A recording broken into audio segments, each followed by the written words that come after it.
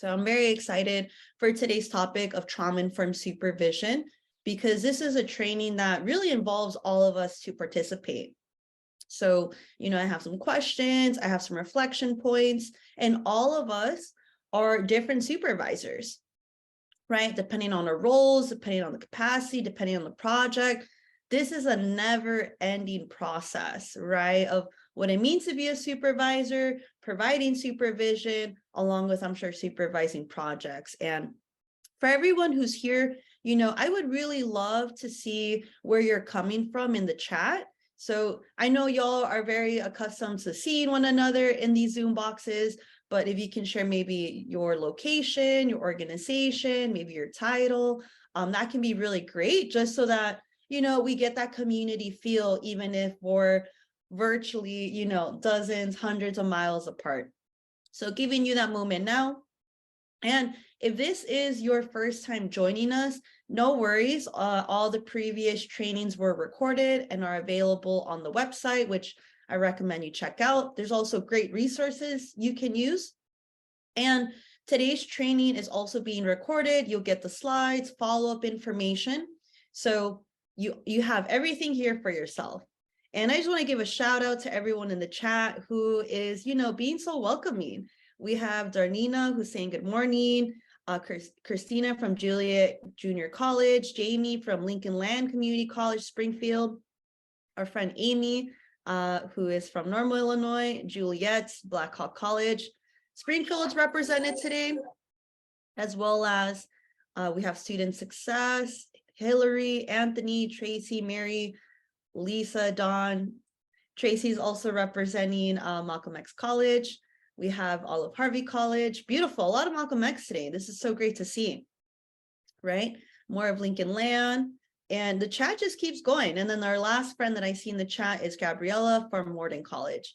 So thank you, Alex, for jumping on the chat too.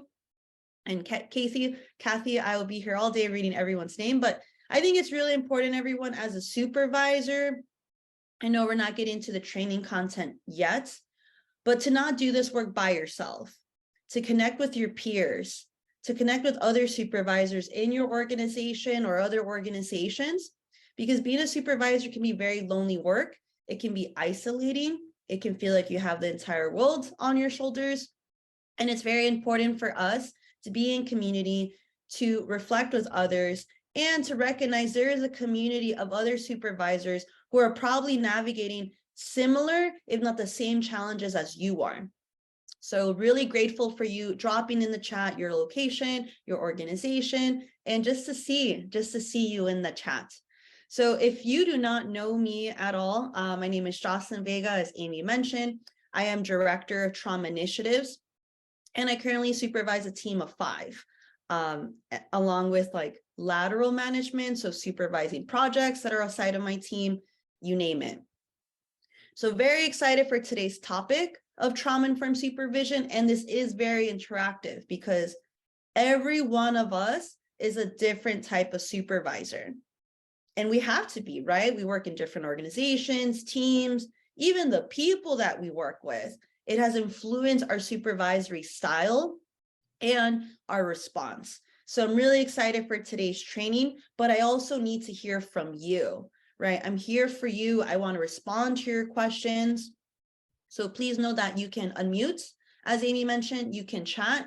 You can also privately chat me if there's something you want to share, but not have your name affiliated with it. And to privately chat me, you can just put Jocelyn Vega and only I will see that. There's a question or something that you really want to share, but want that privacy. So our learning objectives, because we only have 90 minutes today, right? This is what you can tangibly take away from today. You probably already read this as I was speaking, so I'll cover it briefly. But one, we really want to understand how organizations and staff are impacted by trauma, because this is a big part of trauma-informed supervision, along with how do we deepen the understanding of our roles in creating trauma-informed cultures, right? Our team culture and enhancing staff resiliency. You might hear it sounds like a buzzword, but it's really not, of sustainability. How do we sustain? And this is part of today's conversation too. So not only our team being sustained and sustainability of the work, but also our own sustainability as supervisors. Because all of us, I'm sure, are captains of our ship, right? Everyone looks to us. We do so much and not everyone realizes it. So we're not involved and invested in our own sustainability, our own wellness, our own protection of our capacity, right? It makes it very difficult to supervise others, supervise projects, take on new initiatives, be agile with the work demands and how they change. So this training is also about us, surprise, not just supervising others, but how are we really living and embodying our role as a supervisor? And then throughout this training, I'm going to be giving techniques for how to provide trauma-informed supervision. Again, it's very important that you share questions if there's a scenario, if there's something you're struggling with. I have moments of reflection, but I really need to hear from you because we're miles apart. I can't, see you or your eye contact, right? And with your engagement, with your feedback, I can get you some answers or provide some direction at least to what you're holding. That's my goal and that's my mission today. You're a supervisor for many, but today you're my boss and I want to make sure I'm delivering. So with that, we're going to move to the next slide. I think it's really important that we just take a mindful minute. We have a lot of content coming up. It's a Wednesday morning, right? And I just want us to take a moment to just relax, take a breath for ourselves before we take on new information. So I know this might seem a little silly, but there is a lot of power in intentionally slowing down, giving yourself a moment of grace before we take on new information, because overstimulation is a thing, people. Information overload is a thing, and that's not going to set us up for success. So please join me, be curious in this one mindful minutes. All right. I promise you're not going to look silly. And if you feel silly, I'll be silly with you. Okay. So with that, I'm going to play that video now, and I appreciate your time in advance.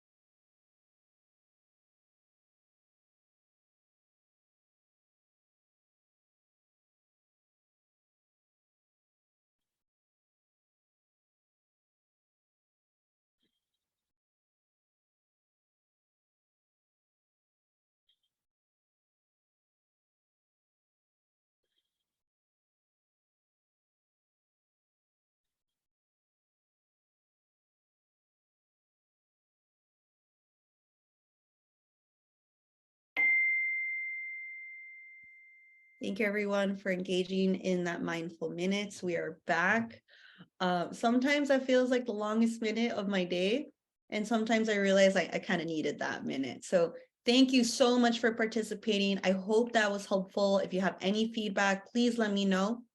And now that we've kind of learned about today's training, kind of set ourselves for our time, had this mindful minute, we will be moving into the content.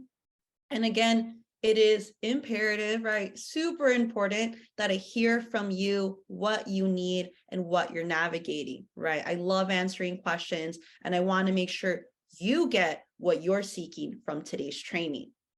Because then what's the point? What's the point if you're not getting your needs met?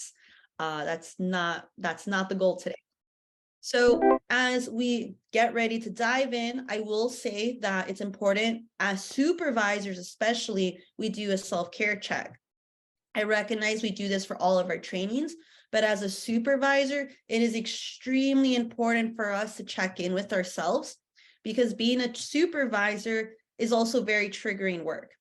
It's a lot of trauma exposure, right? It's sometimes carrying the weight of others, whether that's administrative tasks or the emotional. I would say this differently, but I think we're all supervisors and we can all say it. Emotional burdens of others, right? Like it's okay to be sometimes feeling burdened sometimes by how your staff is feeling, about the stress on the job, about being always the strong one and always being the one who is there available to put out that fire, right? So in this training, it's very important that you recognize yourself, you step out, take a break whenever you need it. As I mentioned, this training is being recorded. Everything is available afterwards. It's important to engage with your senses. So maybe you have a glass of water nearby. Maybe you have, I don't know, a stress toy nearby. Maybe you're taking notes. And that's a great way to stay attuned to your body and not let your mind run the show, right? Because our mind is endless. Our mind will take you to the worst case scenario in seconds. And this information is literally up to you to move at your own pace. You don't have to do everything I mentioned today. You can just listen and decide later what you want to do and what this means to you, right? Think about today's training as a hike. You can't touch every single leaf. You can't hug every single tree. You're not going to see everything right in front of you, but you can take in the big picture, look at the horizon, and just trust the trail that you're on right now, and then decide what other things you want to do after today. It's very important that you stand up and stretch, right? So if you notice yourself getting tight, you notice yourself kind of like your heart's moving fast, maybe you move around a little bit. Maybe you stand up, maybe you turn your camera off and look out the window for a little bit. You don't have to stare at the screen. I have no test for you. There's nothing you have to prove. This is your time and what you want to do with this, okay? And then the last thing I will ask you is, how are you going to debrief after today? How are you going to debrief? How are you going to decompress? So please write down in your journal, your sticky notes, in the chats. Just take one moment to write down, how are you going to debrief after today's training? So for me personally, I'm going to take the family dog out and just play in the snow for a moment, be a little silly, just take it in, and then immediately go back inside because it's cold. So what about you? What are you going to do to debrief and decompress?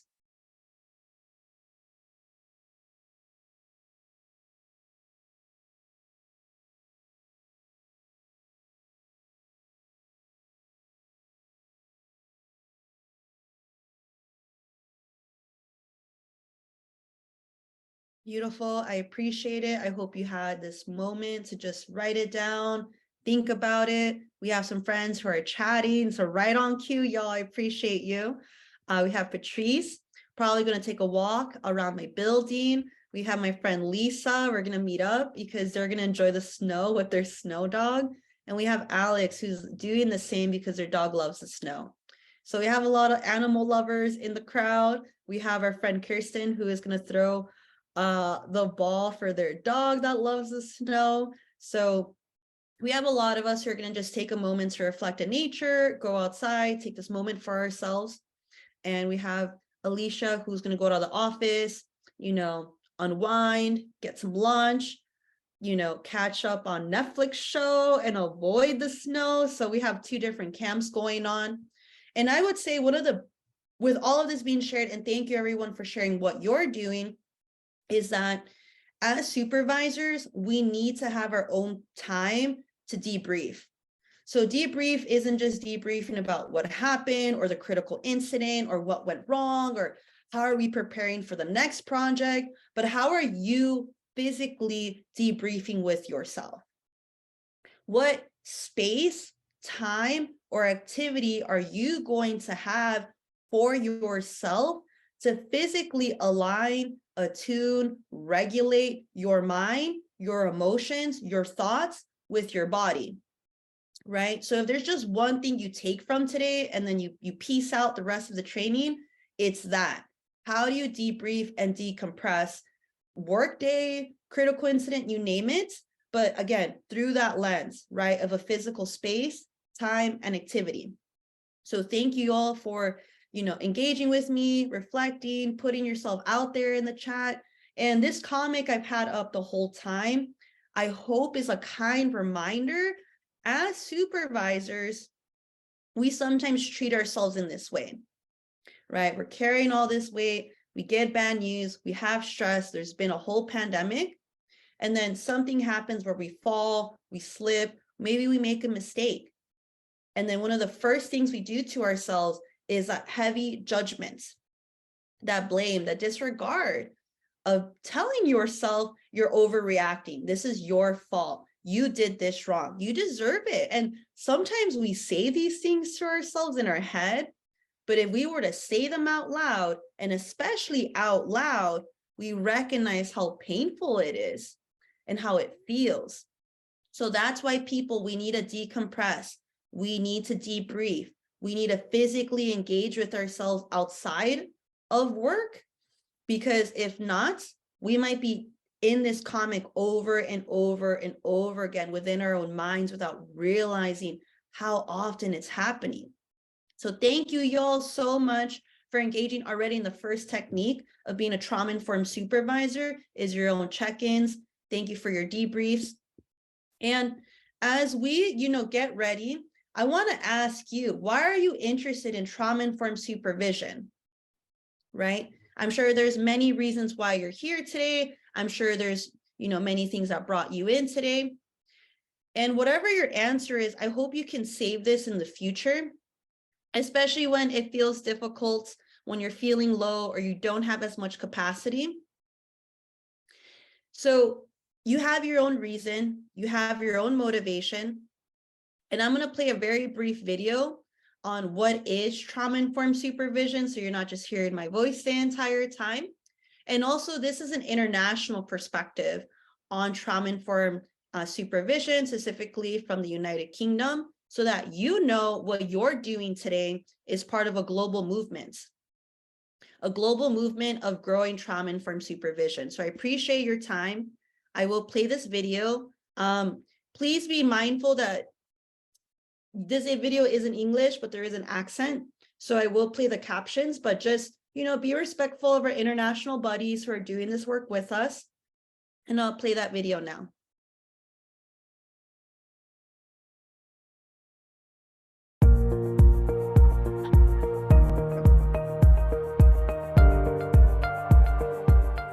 It's not a place where I'm being checked up on, but it is a place where I can check things out. For me, the purpose of supervision is to invest in staff, to develop them. It should be driven by the individual. Supervision's got to be about hearing your staff. To show them that they're valued, and a real space for me on a one-to-one level to say thank you and show my appreciation for all that they're doing. Talking about my health and well-being, reflecting on cases, having space to prioritise. If there are complicated issues within the interventions they're providing, then the supervisor can guide someone. It can be fun, it can be nurturing. A really important way of learning and reflecting. If you seem to have a problem with something, it's exploring the reasons around it and trying to help you to adapt to it. It gives you reassurance that there's a support network behind the person that's there in front of you. Supervision is really important for helping people to share best practice and to pool ideas. All of that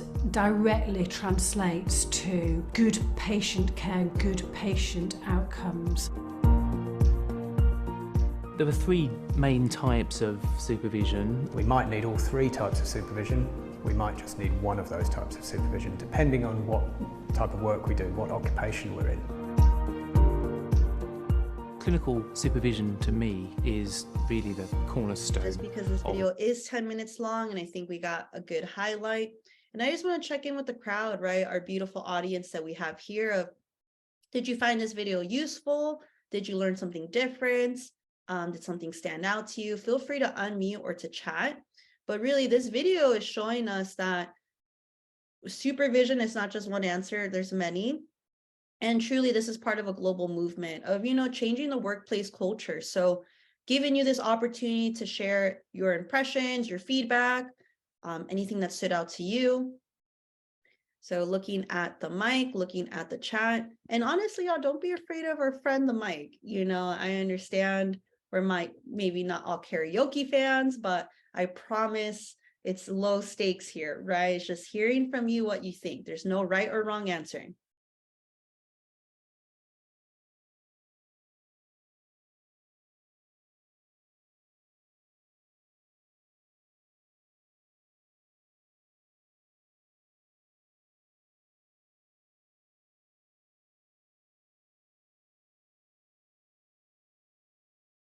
All right, my friends, don't be too shy. It's all right.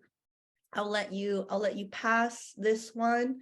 I'm just going to give it a few more seconds to see if anyone's warmed up to it, but don't worry, we'll have more opportunities to share. Just seeing if anyone jumps and warms up to it. And maybe we'll see it next time. Maybe we'll see it next time. So with that, you know, we talked a little bit about what is trauma-informed supervision from all of these different supervisors abroad. I asked you why trauma-informed supervision is something you're interested in.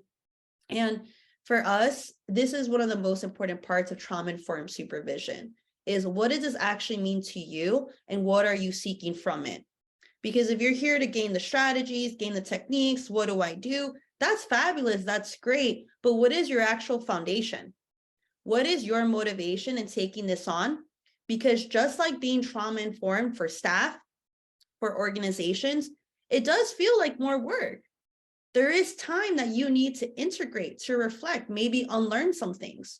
So without having that reinforcement, right? Without having your own answer why, your application of the techniques might not be so consistent, right? You might not be as open to feedback. So I guess this is some homework for you, but, you know, really dive into what is your why? Why are you interested? Is it because you wish you had that when you first joined the field and you recognize what a big difference it would have made, right? Is it because you're dedicated to making this the best workplace culture possible? Because you see when staff are in a good place, they're able to support students access better places, right? So just, you know, throwing some examples out there for you. And in the next slide, this is the framework for the entire training today. So all of the sections we have today will be organized by one of these, and they are the 4 R's of trauma-informed supervision. So one of the R's is realizing. So realizing is literally the #1 step of being trauma-informed, but also being a trauma-informed supervisor. So what you're seeing here can be applied in many situations, not just supervision.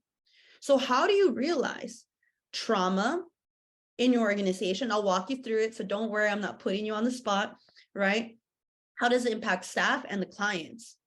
And sometimes those things are unique and separate, right? Like we have our staff here and we have our client here, but sometimes trauma comes within the interaction with staff and the clients, or in your case, your students, maybe teachers, maybe support staff, you name it. Like it's all kind of blended together. And as a supervisor, how do you realize this? What are the points? Are there more stressful periods in the year? I'll walk you through it. Next, we have recognition. This is the second R of being trauma-informed. And if there's one slide, you're like, Jocelyn, I'm very environmentally friendly. I'm only going to print out a few things.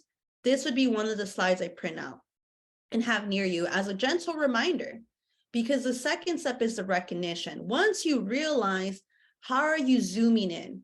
And I know we're on Zoom, so it sounds a little silly, but you know what I mean. Get your magnifying glasses on or your glasses on so that you, from your perspective, your position, your power, can see what are the signs and symptoms of trauma that take place here.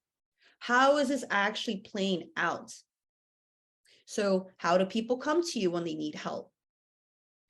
What are the type of trauma disclosures that happen? We're going to do this all together, y'all. And then the last R's is the response.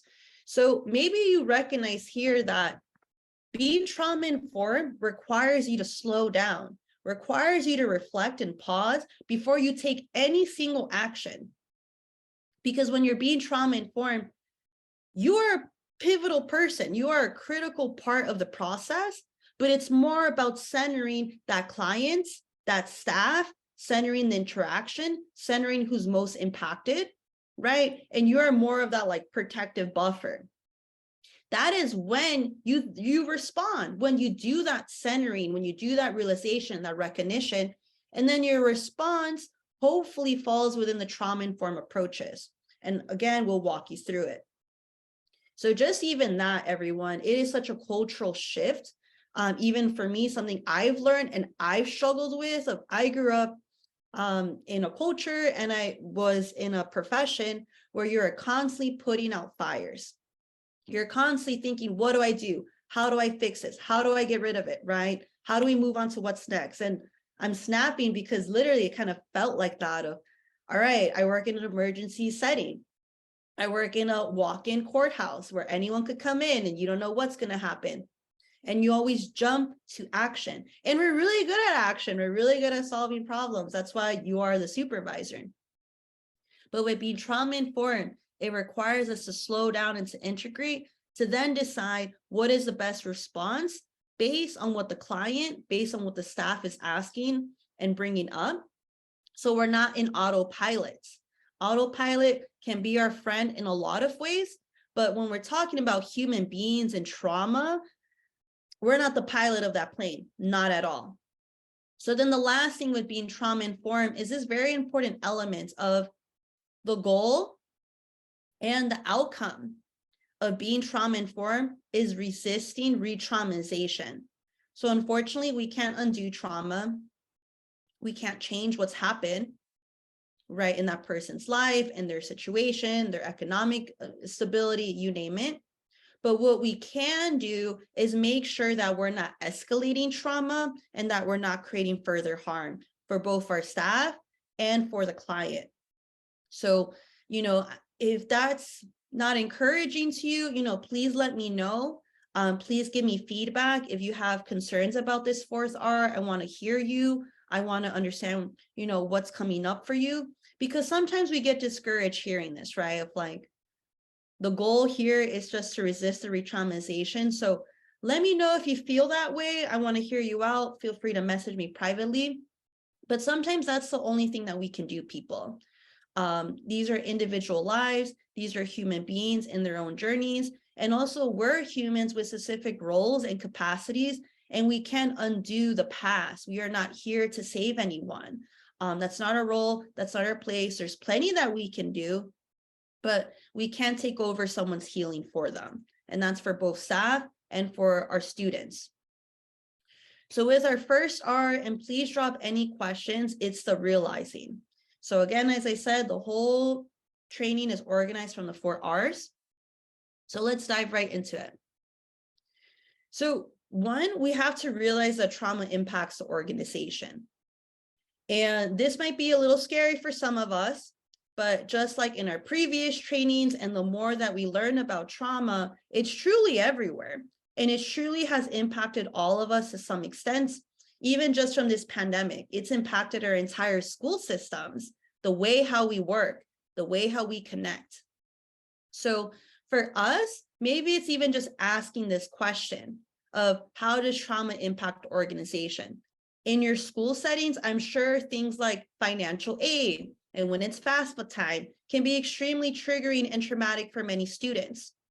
I'm sure there's been trauma for the students you work with of deciding not to continue schooling because of maybe family or economic responsibilities that are literally pushing them out, right? And these are factors outside of your control, and yet there's a trauma you're feeling or your staff is feeling of being defeated, of doing everything that you can, and maybe your numbers are going down. And then you have that administrative trauma of, I'm not sure if you experience this within your roles or within your agencies, but I have in previous roles of we're not producing certain numbers, right? That impacts our standing in some ways, right?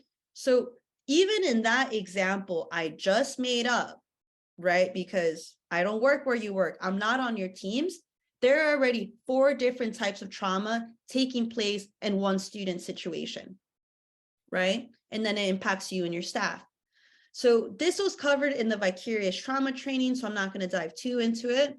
but there is compassion fatigue that staff experience, right? And that refers to emotional, physical, spiritual fatigue and exhaustion that literally consumes you as a person and chews you out. Whether it's the amount of trauma you have on the job, maybe it's not the fact that the trauma is bothering you or weighing you, maybe it's the defeats. Maybe it's that you see that over and over, you're losing students. Students are less confident. Students have very low self-esteem. Maybe they're not coming back anymore. After you build this relationship, maybe they disclose some trauma and then they never come back, right? And then you're just like, did I do something wrong? And you replay the situation. You wonder if you could have done this differently. And even that kind of cycle of thoughts can contribute to compassion fatigue. And that's also you as a supervisor, not just your staff. We also have vicarious trauma, which I'm going to show a brief video because it's been a while since the last training. And instead of me telling you, again, let's hear from someone else. So with that, everyone, if you're like, okay, Jocelyn, give me one sentence to understand this slide, it's just asking yourself, how does trauma impact your organization? And again, this doesn't have to be something catastrophic. It can just be the interactions of maybe losing contact with the student and how chronic that's been, how ongoing it's been. Don't minimize trauma into something that has to be extreme. Trauma can also be an ongoing series of events, a set of circumstances. So again, practice that compassion and non-judgment when you think about this question. So before we watch a video, I do want to highlight that trauma has its impact, even as us as supervisors and on our teams. So here as a supervisor, we're uniquely positioned to experience trauma because we're sometimes the front of the line, the go-to person. And being a supervisor, we kind of take hits from all angles, right? And we have to be available for others when sometimes we don't even have availability in our own day, availability for our own tasks. You know, we're just constantly in a marathon. And we also have, as a supervisor, maybe you don't feel like this, but some of us do, there's a power struggle of you are this middle person between leadership, the wider organization, the systems that you are a part of, you're the middle, and then you have your staff. Maybe you have clients who are frustrated, who are angry, who are upset at policies, changes in practices, procedures, right? Why aren't things being done in this way if we know they don't work? Maybe you've never experienced any of these things, and that's just me by myself talking about previous experiences. But often as a supervisor, you're often positioned in this middle, and it's very hard to be a bridge moving between both sides.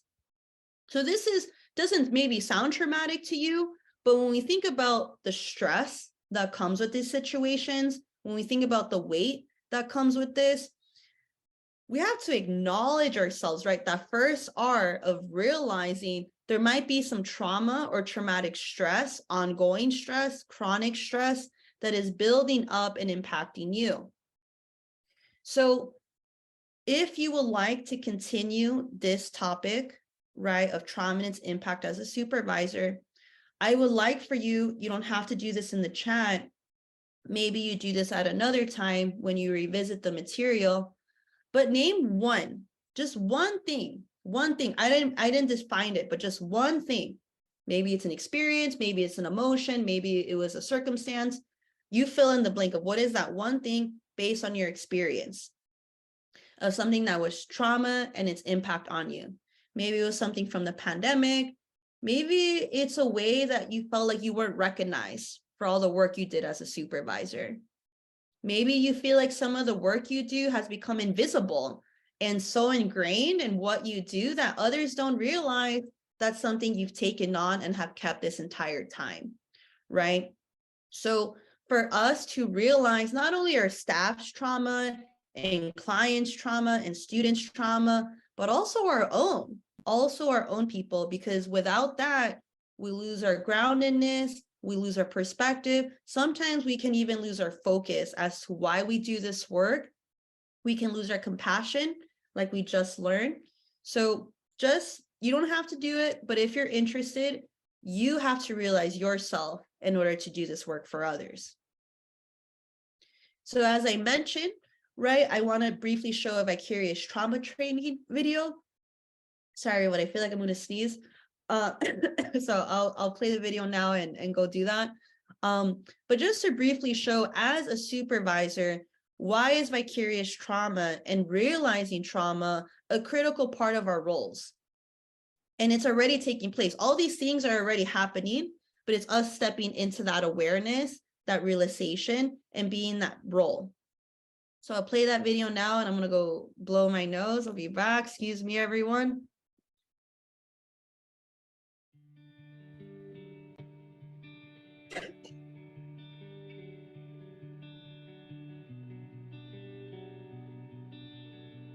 So I'm going to teach you how to use self-compassion to help deal with or manage vicarious trauma that you might experience. And vicarious trauma is a trauma that a caregiver or parent experiences when they're helping somebody else that has experienced a trauma. Say your daughter's in a car accident. You're not in that car accident with her, but as you're helping her process what happened, as you're going through her emotions and your emotions, you may experience some trauma yourself. A great way to help manage that vicarious trauma that a caregiver, a parent, can experience is really focusing on self-compassion. A lot of people get confused about what self-compassion is. Self-compassion, while it is about being kind to yourself, it's much more than just being nice to yourself.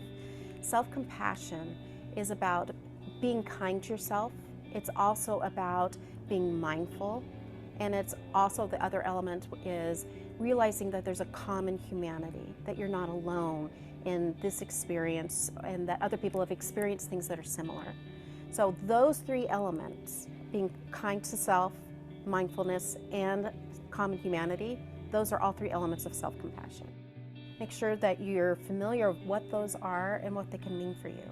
Then, when you're in a situation, you can recognize, oh, I'm in this situation. I'm feeling, those feelings of vicarious trauma right now. And you can choose, am I going to use the part of self-compassion where I'm going to be mindful and in the present moment and non-judgmental? Am I going to recognize the different aspects of common humanity that I have with other people that might have experienced similar things that I am, recognizing I'm not alone? You get to choose what might be most beneficial for you. Another great thing to do is to practice this just in your daily life. Practice this when you're not having those vicarious, the vicarious trauma. Do this when things are going great. Notice the connection that you have with humanity in the happy moments. Be mindful and present in the happiness as well. Be kind to yourself. Biggest mistake people make when they begin a self-compassion practice is they think they have to do it perfect. They think that if their mind wanders, that they've done it wrong. They think that if I end up feeling this one time, I'm alone in the world, I've done it wrong. That's wrong. The correct thing is that each time you try, you are getting more information. You're getting more skills. When you practice self-compassion and you are not judging, you're judging, that's when you know you're on the right road. Thank you so much, everyone, for engaging in that video. I would love to hear from you, giving you this moment in the chat, unmuting of, did that resonate with you? Was that useful? Was that not useful? Just wanting to hear from people on what that was for you.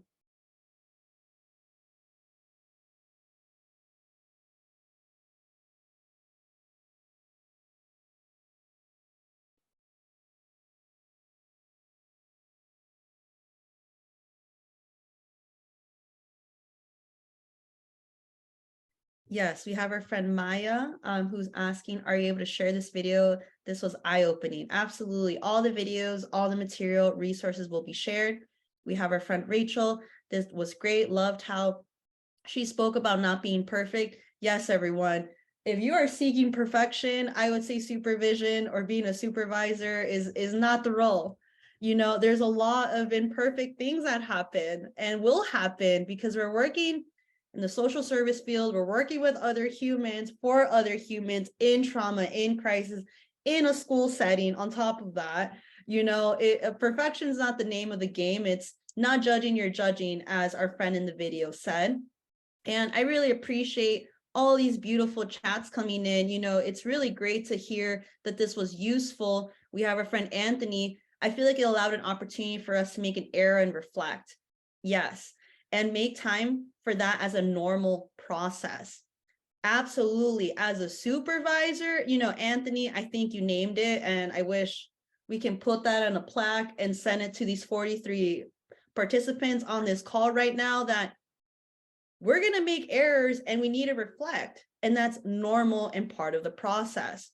We don't have to hide. We don't have to shame ourselves. It's already out there. And what we can do is befriend it, learn from it, and integrate it in the future. So Anthony, shout out to you. I loved how you organized that.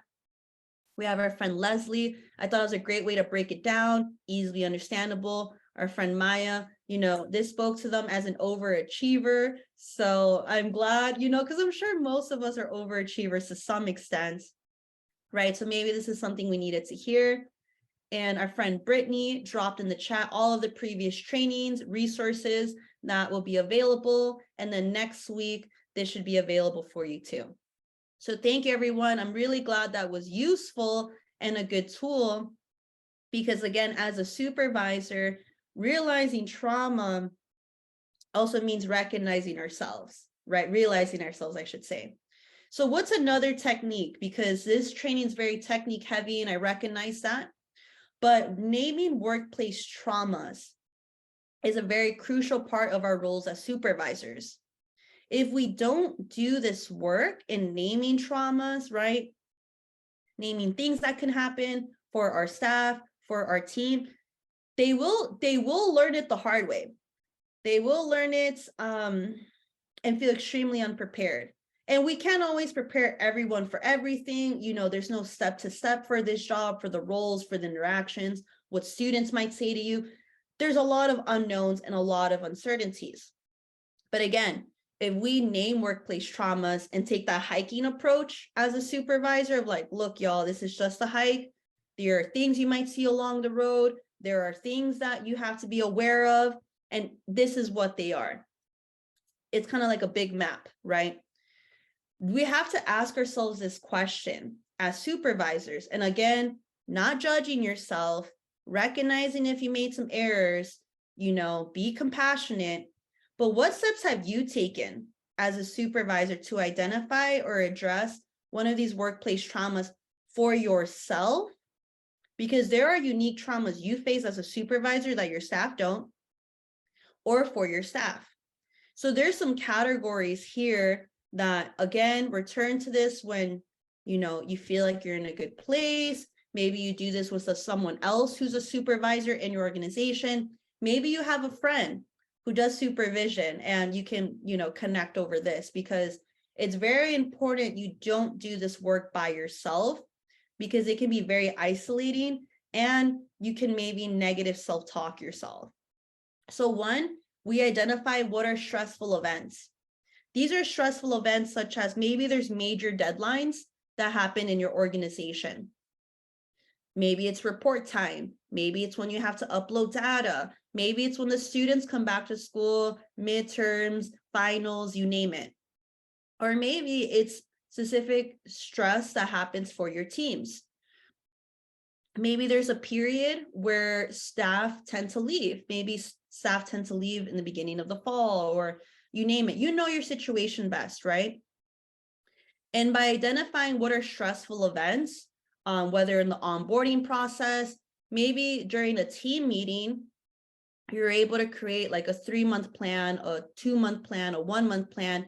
And you as a supervisor, be the one to name, hey, everyone, the last week of February, it's gonna be a demanding time, right? We have all these things due, and we're all gonna be in a crunch, right? How can we look at the weeks ahead to get prepared, to get ready? right? So even like, it's not waiting for the negativity or the big events to happen, but even you as a supervisor saying, I'm aware of this, I'm proactively thinking about this, I'm putting this on our radar, this is what's approaching, and these are the stressful events. Maybe you wouldn't say stressful events, I don't know your staff culture, but even just doing that versus waiting for the thing to happen can be trauma-informed.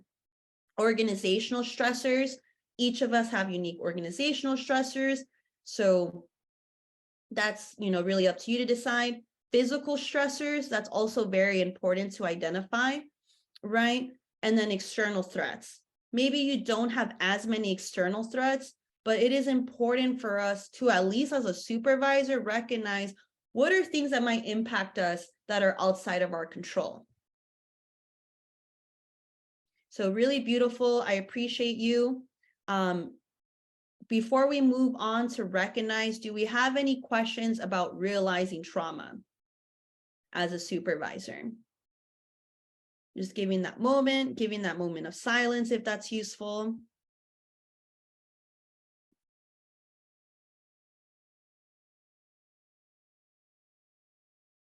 Hope I'm doing a good job and there's no questions coming in, you know? So giving that moment. Yes. Oh, Anthony, what a great question. How do we handle stressful events being different for others? Absolutely. I would say this is a great question, Anthony, because let me know if I'm understanding it correctly. Just like trauma, everyone doesn't experience trauma the same ways. What's traumatic for me or stressful for me might not be stressful for someone else. I think one of the biggest things that we can do is build one-to-one relationships with our staff. And I do this all the time, and I know other supervisors who do this.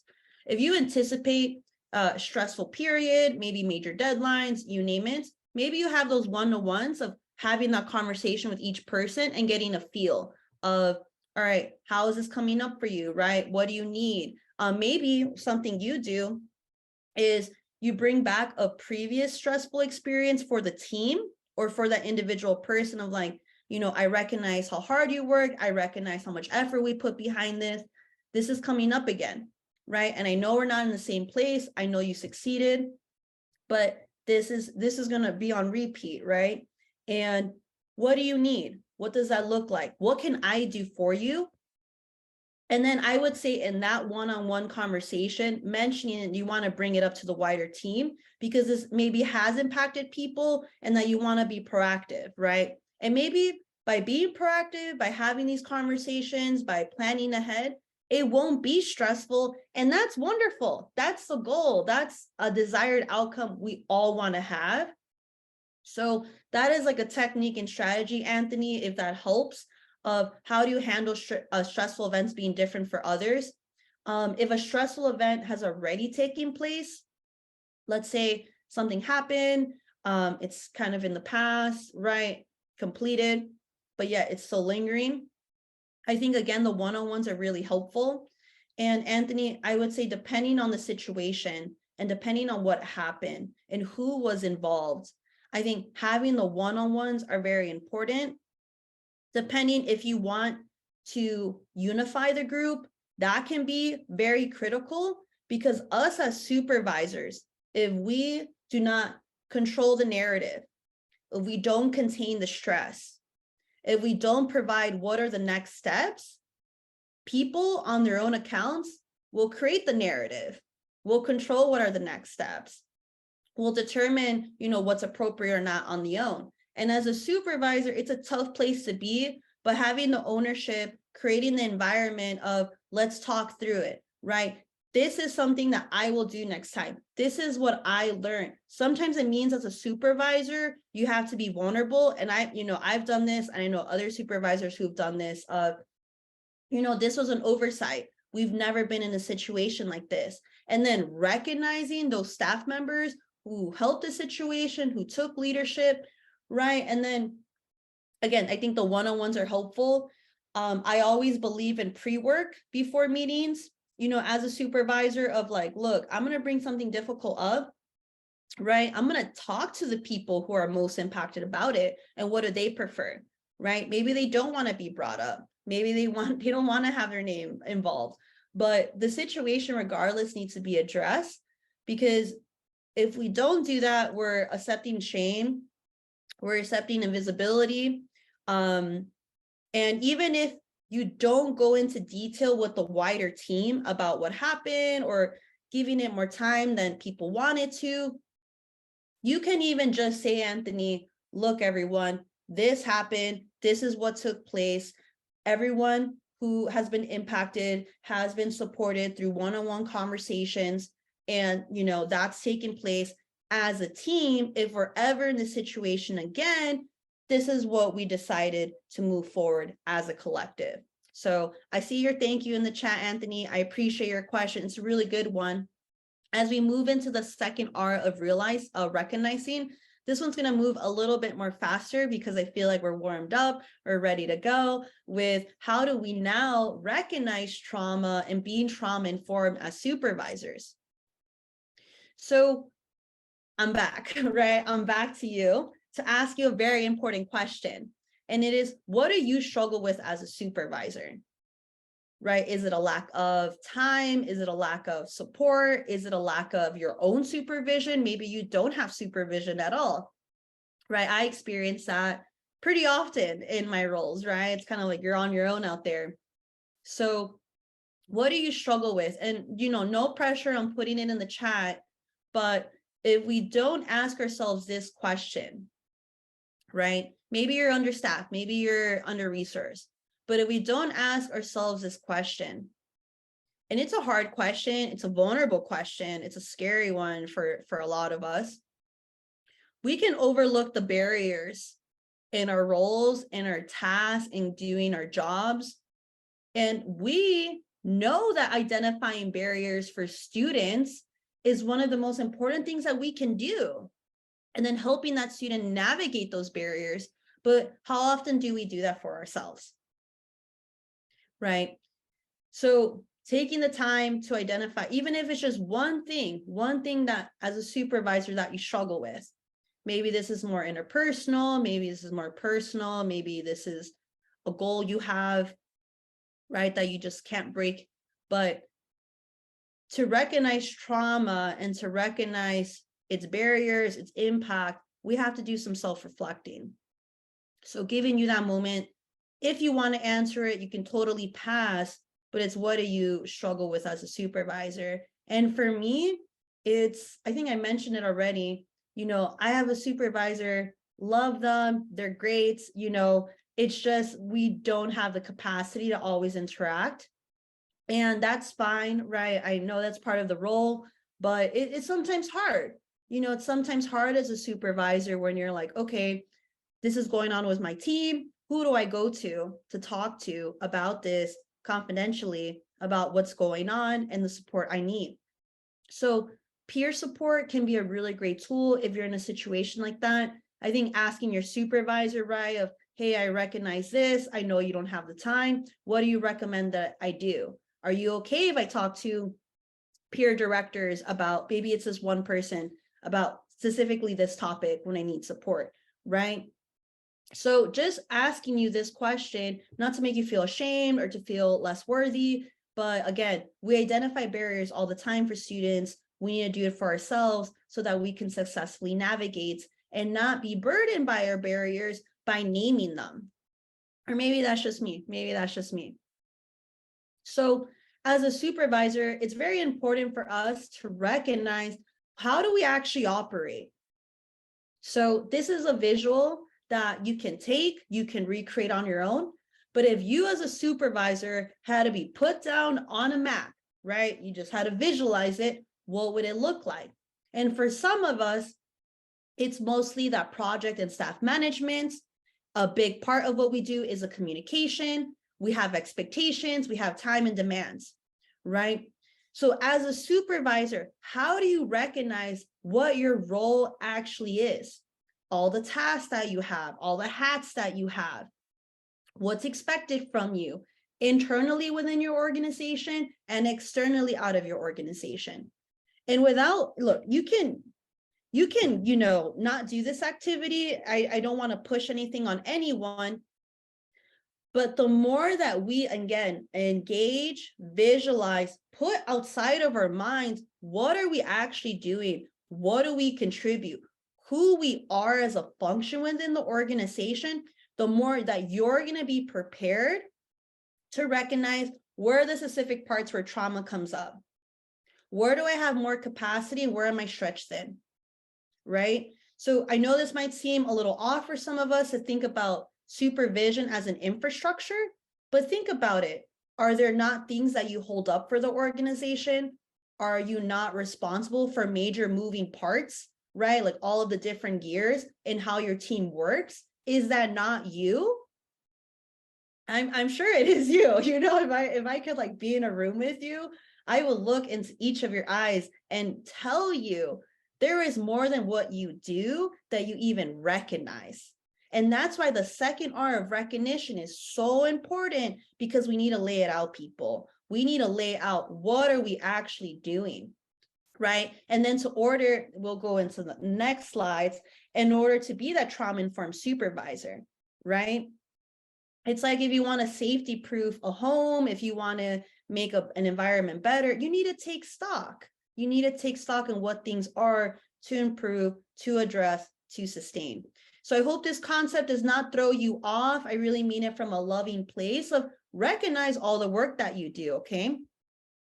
So in the next chat, I have a chat coming in, it's private. I will read it briefly. We just have a friend who, appreciates the time that we're taking to talk through this information. They appreciate the feedback. So thank you for your private chat. Just want to uplift that for the crowd.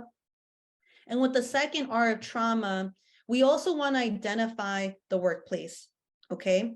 Because trauma is very unique in how we work in our teams. And you're going to receive several resources on this, so I'm not going to dive into it now. But one of the most important things that we can do as a supervisor is create that reflective space, giving the opportunity, as we learned in the first video, for individuals to talk about their experiences, their questions, their goals, right? And to keep things open-ended.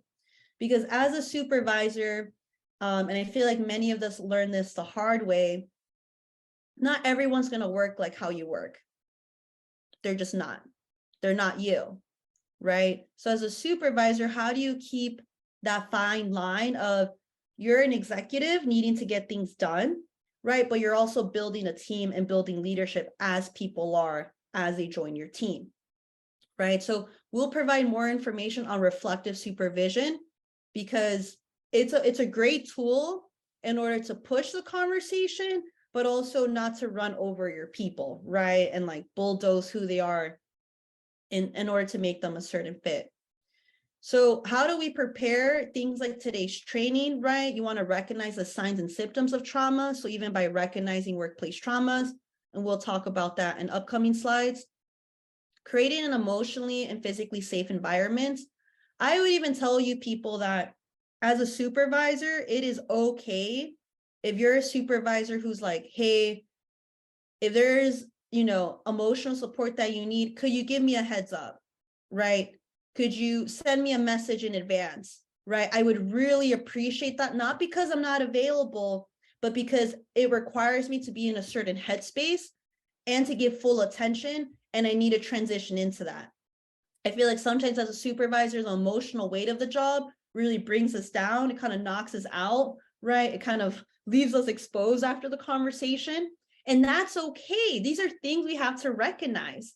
So by you recognizing something like that, right, of like, this is some trauma I'm experiencing or I'm exposed to, and you deciding, let me recognize what will be a better way for me to receive this. What is a better way to set up this, opportunity of this environment? Because it's a two-way street. Even something small like that, you're not dismissing the person, you're not pushing them away, you're just creating a road, right? Of if this comes up and if it is this, I would really recommend this, right? This works best for me, and then it'll work better for you, and then we all kind of win at the end, right? So something else to, think through as a supervisor, and this is something hard because trauma does not schedule itself in the calendar. Trauma doesn't say, hey, in a month from now, this is going to happen, and then this is going to happen.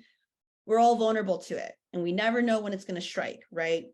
So something we need to do proactively as supervisors is think about how will we respond, right, when there is a staff disclosure. This isn't in the response section because this requires recognition of what's your role, what's your capacity, and what do you feel prepared for and what don't you feel prepared for. Everyone, I will tell you right now, even though I'm a director of trauma initiatives, there are some disclosures that I tell my supervisor in advance of, if these disclosures take place, I need you to be there with me in those conversations, right? I need this type of support from you, even if you're just there listening and in the room or on the phone call. I can't do these things by myself, right? Even something like that is recognizing of what do I need. So here are just some examples, right? Again, you'll get more resources on this. And we also as supervisors have to think about how are we preparing our staff. As trauma-informed, again, trauma does not schedule itself. It does not give you a save the date. It does not ask for permission. So preparation is a big name of the game of being a trauma-informed supervisor, right? And part of it, again, is identification, thinking about strategies, right? And if we don't do this preparation, this proactiveness, being intentional, us being trauma-informed as a team, it's not going to materialize, right? It's going to be reactionary. And that's okay. Sometimes you have to react to trauma. One of the biggest examples was COVID-19. How are any of us going to be prepared for that? Maybe we had some things in line, maybe we had some options available, but that is just to like take some pressure off you that there is no way you can be prepared for all traumas in all of its forms. But what you can do is to do some of the following things. Make your supervision time consistent. Don't overdo it. If once a week is your goal, but you find yourself constantly needing to cancel it and reschedule it and it's just not available, maybe you go to a bi-weekly schedule, right? Maybe you have informal supervisions and then a formal supervision where you have those check-ins, where you notice these things take place. And then you have that dedicated time, maybe even it's just once a month, and you get a cup of coffee, you bring coffee, just something, and have that formal time of engagement. Maybe you, again, take a map of how often and when do I interact with the staff member, and then compile that time, kind of like knit it together, because that's the time I feel like we're talking anyway, we're already connecting. How do I just like call it supervision, right? And like give it to some more structure. Like you don't have to reinvent the wheels. Pay attention to how you're already interacting, okay? Because supervision time, when we move it and collapse it and don't give it time, for a supervisee, it becomes difficult to know, when do I go to you? When do we have time? Do you have time? And that's not your fault. It's just us doing some reflection and some preparation. I also believe as a supervisor, onboarding is not just when there's a new staff member. We definitely want to onboard people of what are, remember in the realizing section of what are stressful events? What are organizational stressors, right? What are types of traumas? Sending them to a trauma training, right? But you also want to have an onboarding mindset when there's a new project, right? Treating it like a person joining the team. How are you onboarding this project? How are you onboarding this team member to this new assignment, right? And then also keeping an onboarding mindset, right? Like fresh, brand new of eyes, fresh new person, when there's a change in responsibilities. Even if we feel like the person is set, determined, will excel in the change in responsibilities, we want to have that mindfulness and the opportunity of giving that person that onboarding chance, right? Because for a staff member, I'm doing something new is expected from me. This isn't even my job description. There's a lot of transitions taking place. And when you create an environment of a constant onboarding, or even just saying, hey, let's onboard this together. What does this mean? How do we break this down? You know, it can create less friction and less tension by really owning that this is something new for the both of us, and how do we onboard this together, right? So there's other things that we'll highlight in the next section, like how do you plan for future incidences, right? And why debriefing is very important when you're containing stress. So as a supervisor, we can't control stressful periods in our year, but I'm sure there are major deadlines, expectations, crunch periods. And for me as a supervisor and previous supervisors I worked for, they kind of have like, it would be like a syllabus for students of, hey, this is our 6 month, trajectory. These are weeks in the upcoming months where I know it's going to be heavy. It's going to be demanding.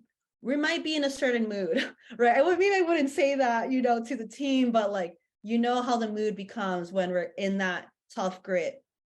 And when you recognize there's those tough weeks, right? Those heavy deadlines, how do you create space before that week or after that week or after those 2 weeks to maybe do a potluck, to maybe do something fun with your team, to recognize people, to celebrate them? Because I know it's hard to contain stress, everyone. I know. But when you as a supervisor, I'm doing my best to put this together, right? I'm doing my best to give you a heads up, to prepare us as a team, to break this up in advance, to start working on this now, even though it's due in a month. It's gonna put us in a better place. People appreciate how you're containing stress for them, right? Even though it's still going to be stressful, it's better than waiting for the whole thing to land on you. So as we get ready to close out this R and move to our last 2 R's, our roles as a supervisor is very a protective role. And before I throw you off, this is what I mean. So 1, we want to give people the chance to debrief and sometimes find an alternative perspective. It's not always about being right or who's wrong, but really understanding where is this person coming from and that they're a part of a team member. And sometimes, I didn't say this in today's training, but sometimes our staff members come with previous workplace trauma, distrust of their supervisors. You might see some trauma reactions or responses from your staff because maybe you asked, how did that meeting go, right? And there's someone or like something along those lines where for you, it's not a big deal, but for them, they feel like they're under attack, right? So I feel like as a supervisor, that alternative perspective is not who's right, who's wrong, but that curiosity, that openness, that friendliness, sharing where you're coming from, that transparency. Also, we play a pivotal role in creating critical strategy, right? For our staff, which here is practitioners, right? Because we're all practicing and trying to practice trauma-informed care to address the challenges that are taking place. But one of the best things that you can do for a trauma-informed supervisor is, yes, we're addressing this challenge now, but I'm here with you and keeping in mind, how can I do this in the future? What can we do differently, right? This was a really tough spot to be in, and I want to make sure you and future team members can lessen this situation, not because you did anything wrong, but because we've never been in this situation. So thank you for bringing this up. Thank you for your leadership, and thank you for trusting me to figure this out, right? I think taking pressure off people, but also letting people know, hey, there's some work we need to do, right? There's some steps we need to take, can help you have that balanced conversation of, I'm being compassionate, but I'm also an executive and we need to get stuff done, right? So it's like that balance of there's a growth after this conversation and there will be next steps where you and I get to do that together. So another thing too, everyone, I know this isn't a fun one, but we are also a buffer within our organization for our team. Sometimes we have to advocate for people, fight for people. Sometimes we have staff members who share they might leave the organization, who feel like they're being burnt out, who feel like they're being pushed out of their roles based on various factors. And sometimes you're that middle person, you're that advocate, you're that coach. And being a buffer, that means you're taking some hits, right? It means you're taking some emotional weight as well. So I want to be really, mindful of that. And then the last thing is we also really need to be careful And I'm super guilty of it. I'm raising my hand. This last one is something I am always working through, and I'm not shameful of it. I recognize that's a growth area. But I always identify and address capacity needs and demands and what's next and how do we do this better and let's automate, blah, blah, blah. But it's not about the task, people. It's about the partnership of the people doing the work and giving them that space for the partnership as equal members. So tough work, but very important. So to visualize everything I said in this section, I created this final slide. So this is kind of like a reflection, take on your own. How do I recognize trauma-informed supervision? Boil it down in a single slide, Jocelyn. It's this. It's how do you recognize yourself, right? Recognizing yourself. So what is your role? What are your needs? And what are your perspective, right? This is how I would sum up this whole section I went over. It was detailed. And there's just some questions here you can come back to if you're ever interested, right? So one thing with role, this might not seem like an important question, but what's your emotional capacity? And sometimes letting your staff know, hey, this week I have a lot of things going on, right? I am more available in the afternoon than I am in the morning, right? Just stuff like that, right? Of what is your emotional capacity does not make you vulnerable, does not make you weak, but just lets people know the best way to access you. Your needs as a supervisor, I feel like or maybe it's just me, I bury this and I don't even know what my needs are half the time. But the more that we are engaged and stay at top of our needs, the more that we can be attuned to the needs of others and responding quickly and efficiently when things change and require our full attention. So, one thing is, do you prioritize your expectations and capacities? Like, do you actually prioritize your needs? Because I'm sure when your needs are met, when your priorities are uplifted, it actually puts your team in a better place. And then the last one with perspective, and again, you don't have to answer any of these questions. It's just out there for you to summarize this section. Do you actually reflect as a supervisor? And do you integrate those reflections, those lessons, those conversations, right? We expect our students and our participants to do this all the time. We put this on our staff members to do all the time. And again, don't judge your judging. Please don't do that. Remember our friend in the video. But do you reflect and integrate? Because as a supervisor, your perspective is the bigger picture. And your perspective is something your team members don't have. And your team members are actually counting on you for your perspective most, if not all of the time. When they have questions, when they're asking for advice, when they're looking for you to help. Yes, they're going to because you have the role as a supervisor, but what's most helpful is your perspective. So give yourself some acknowledgement, give yourself some respect, some love that you hold a very unique perspective that maybe no one else has. And even if they do, they don't have it like you do. So by, again, creating your space, your needs, yourself, right, through recognition, it puts everyone in a better place, even if it sounds a little selfish as a supervisor. I would love to hear how this goes. Please reach out to me. I'm always available to you after today's training. But we're going to get ready to transition to the last two sections of respond and resisting re-traumatization. And with respond, I feel like I've given you a lot of techniques, a lot of opportunities, to kind of engage with different modes. And with the respond, remember, this is the third step of being trauma-informed. It's not the first step. It's not jumping into action. Because as you learn, it requires a lot of centering, a lot of reflecting, a lot of perspective taking, right? Being empathetic, you name it. So now that we're moving to the action, right? And then the last R of resisting re-traumatization, I'm really excited for this, because again, feel free, you don't have to chat, but I want us to reflect. And it is, think back to a supervisor you had in the past or currently, and think about the worst experience that you recall, right?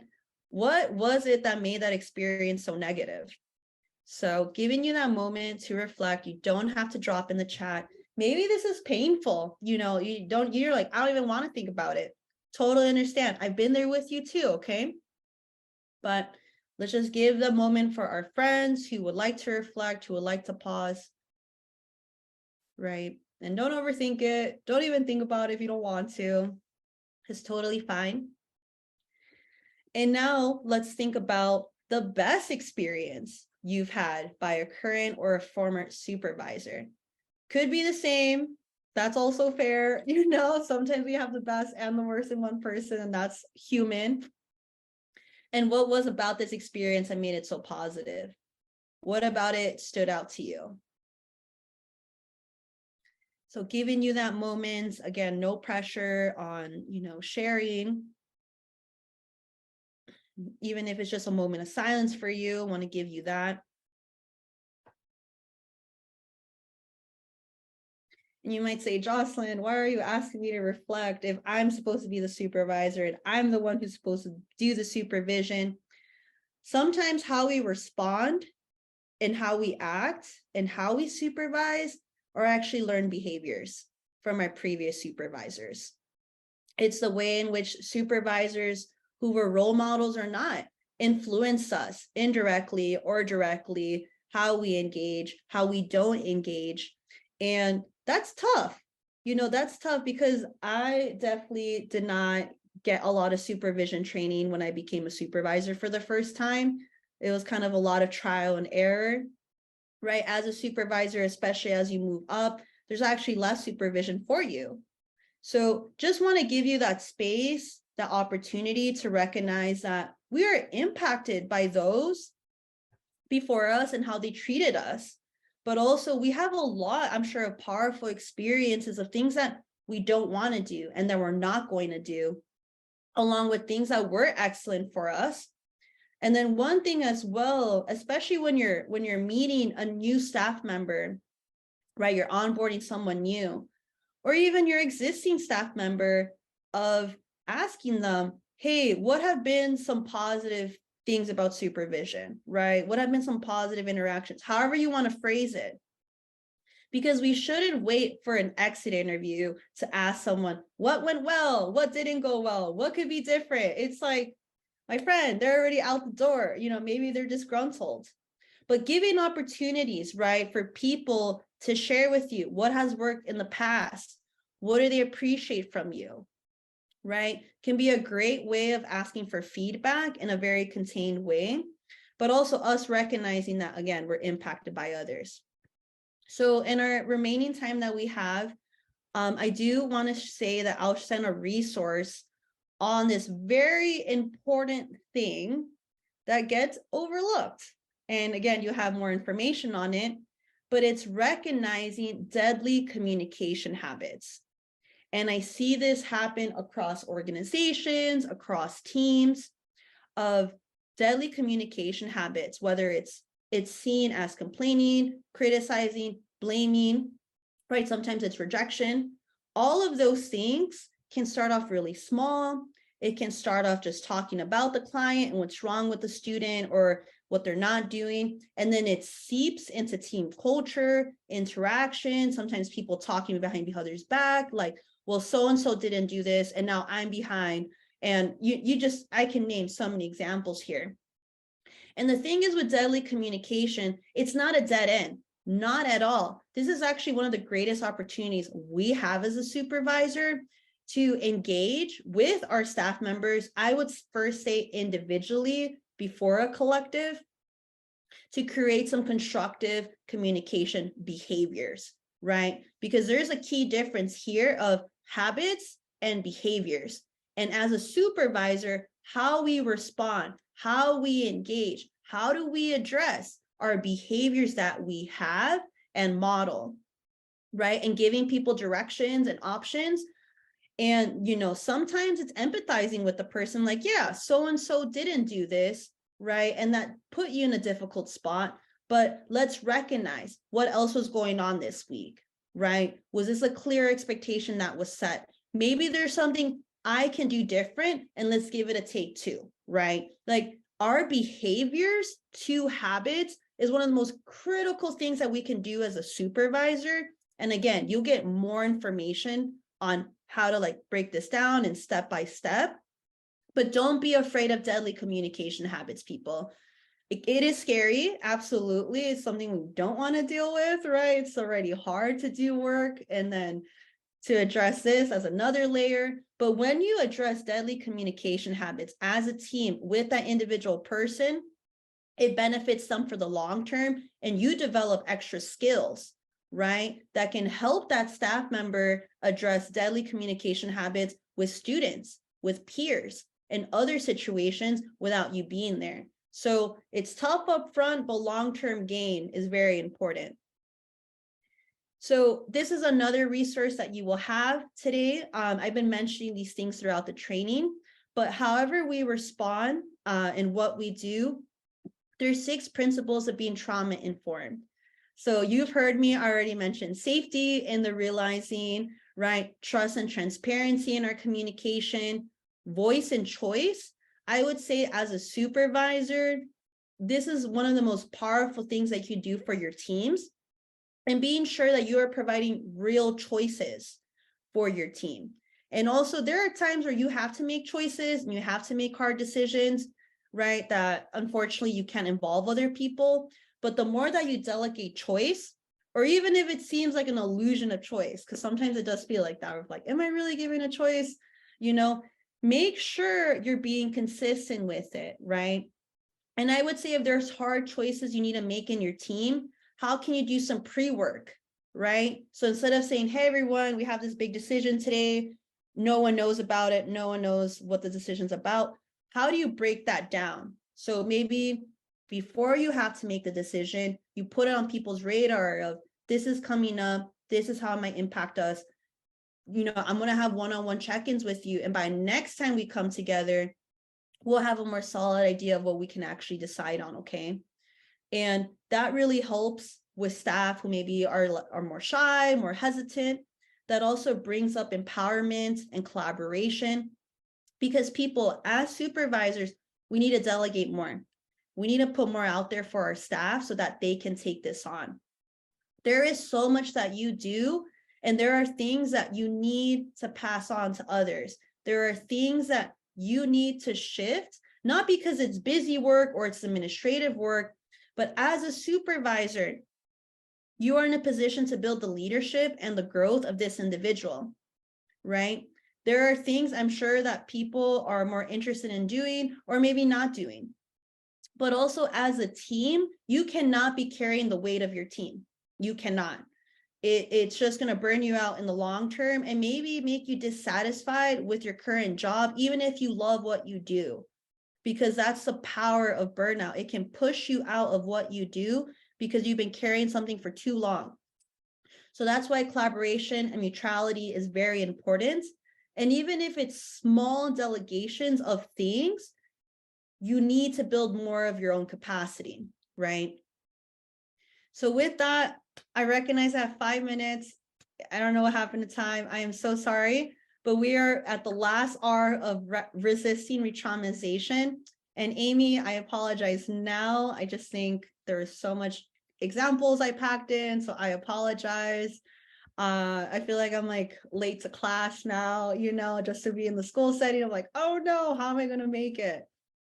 But with that, let's get ready to close out on resisting retraumatization. If you have any questions, things that you need, I will be staying after the call in 5 minutes. And we're back. We are back with the 4 R's, people, of, all right, to resist retraumatization, it really does require us to realize, to recognize, and respond. And that might seem a lot of work. I recognize it. But when you take this on as a lifestyle, when you take this on as a daily practice, right? Like our friend, you know, who was talking to us about vicarious trauma says, when you practice these things without the critical incident, without the big trauma disclosure, and when things are actually going well, and things are actually kind of slow, and things are calm, the more that they're available to you when that crisis erupts or there is that disruption. with the resisting retraumatization. So with that, everyone, there are 4 aspects of being a supervisor that really come into play with resisting retraumatization. And it's very important for us to name when we are acting in any of these 4 aspects with our teams. So sometimes you need to be a boss and stand by a difficult decision. And I know you've done this, but sometimes your staff, they don't get the message, or they see you as the bad guy. You know, I've been there. It's okay. So sometimes before you make a decision or before you deliver the news, maybe again, you have those one-on-ones, maybe you put it on people's radar of, this is difficult for everyone. It's difficult for me. Maybe you have your supervisor be on that call, be on that meeting with you because you need that support. So it doesn't come across as you're doing this, you don't care about the team, you name it. Like, you need emotional backing too, especially if you're in difficult boss moments, right? Sometimes you're the director and there are certain things that need to be done in a certain way.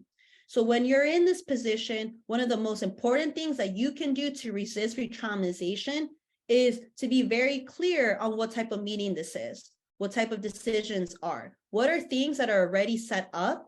So going back to voice and choice, these are things that are sets, these are things that are concrete.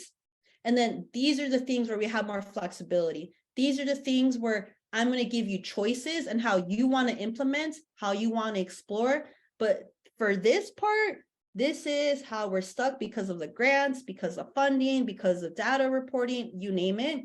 Like, show the mechanics behind why the tactics are where they are. So you're not coming across as like exclusionary or, you know, being isolated or keeping all the power, right? Show the why of where this is coming from, so to give it a sense of purpose, right? And then give that voice and choice. The leader, do you share your vision? Do you share your vision with the team? Do you create times to like grow vision with the people that you work with? Do you hear the vision of your team members of why they joined this field, why they care about this? What motivates them? Maybe their own personal stories. And then as a manager, this is something I need to do pretty often in my team and in previous roles, is that reminding people that I am managing and I'm responsible for many people. And sometimes there's things that are competing, there is things that are not available, there's resources that we don't have. And I am stretching myself to be that resource in order to support everyone. So even sometimes that kind reminder, even sometimes it's this of like, look, I following up with you about this thing that wasn't completed, totally understand. And then maybe you get the feedback from your staff member saying, well, you know, you didn't remind me, or you didn't do this. And it's like, that's totally fine. I can try to do this next time, but I'm also managing 5 other projects, 5 other team members all in the same time. And I just don't always have the capacity, right? So I hear you, I'm there for you. I'm just being honest that I'm managing everything you're doing plus all this. And that's not a reflection of you, that's a reflection of me. But can you at least understand where I'm coming from, you know, and balancing all of this? Say it your own way. Maybe you're more poetic than I am, but you know, sometimes it's that kind of reminder of telling people you got more people that you're taking care of internally, externally, and as part of being leadership. Right. And that's not excusing yourself either. And then Amy, I know I'm coming up on time. I have like 2-3 more slides and then I'll stop. We've talked about this throughout the training with all the reflection points I've had, but I really hope that you come back to your wellness and you do even a wellness check. I know that's scary nowadays to hear, right? It's like, oh, I don't want someone checking on me. I don't want someone coming to my house. Like, you know, I am not trying to trigger anyone right now.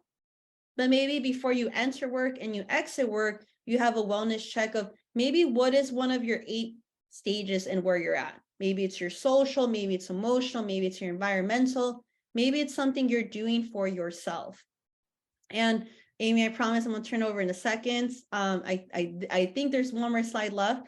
As a supervisor, I've been preaching this throughout the entire training, and I gotta work on my practice too, people. I got to work on my practice, and it's an ongoing evolution. But how are you caring for yourself as a supervisor? And how are you modeling that within your team? So how are you regularly engaging with your colleagues? Because as a supervisor, it is very easy to get isolated. It is very easy to become, trapped by all your work, right? All the towers of your work. I also want to say, that there are a lot of things that are specific challenges to your self-care. All of us know how to take care of ourselves. I don't think that's the issue. All of us are also navigating barriers, challenges, lack of time, and the more, again, we identify our barriers, identify those blockages, just like we do for our students, the more we do that for ourselves, the more we decide how do we navigate, or maybe I'm too tired to navigate, and that's okay, and I'll revisit this tomorrow. I also want to say you need to be self-compassionate with yourself, because if you are not self-compassionate with yourself, it is more likely that people's judgments, blame, discouragement is going to more easily seep in and suck you up, right? Because you don't have that buffer of your own self-compassion to recognize, yes, I made this mistake. Yes, this could have been different, but this is also all the other factors going on. And I'll be accountable by doing this next time, okay? But you beating me up, hold on now, that is not the way we're going to have this conversation. And we'll have it, we'll go through it, we'll address it. But you need to have self-compassion for when people try to take hits on you, or, it's not when people are trying to intentionally be mean to you, but sometimes I feel like supervisees don't recognize how their words hurts, how much you're doing, right? And it can honestly be sometimes exhausting. And this is the training. I am very sorry I went over time. Amy, this is just going to be a resources on building collective care. I'm going to leave us on this slide of just the final reflection, final closeout of, as a supervisor, I just want to ask you, please, what are you willing to start implementing? What will you give yourself? And then what do you recognize as a change you're creating within your organization? So Amy, I'm sorry to go over time by 3 minutes and to rush through everything. And then Brittany, I'm sorry too, I went over time, but thank you everyone for your compassion, your effort, and for being on this difficult training with me. I appreciate your time. So Jocelyn, thank you so much. I know whenever I hear you speak, I always learn new information that not only I can use in my work life, but also my personal life as well. My husband loves it. He comes home and I'm like, let me tell you about all this stuff. But really quickly, I know we are running short on time. I am going to put a link in the chat. Our next learning renewal convening is scheduled for February 8th. Carrie Ward from Fostering Success Michigan will be our speaker, and she will be sharing support strategies on, supporting students who have experience in the foster care system. And while it is under our learning renewal umbrella, we are opening it up to the community college system, because working with students with experience in foster care is, a community college system wide support need. And so if you have anyone within your institution or your programs that you feel could benefit, please feel free to share that link with them. I know Dina will be sharing out some marketing as well as the ICSPS team. And I had also put a link in there for all of the recordings and resources for the trauma series. And then today's will be posted later this week or next week. So thank you all so much for your time. Jocelyn, thank you again. Always great having you. And we hope you all have a great rest of your week.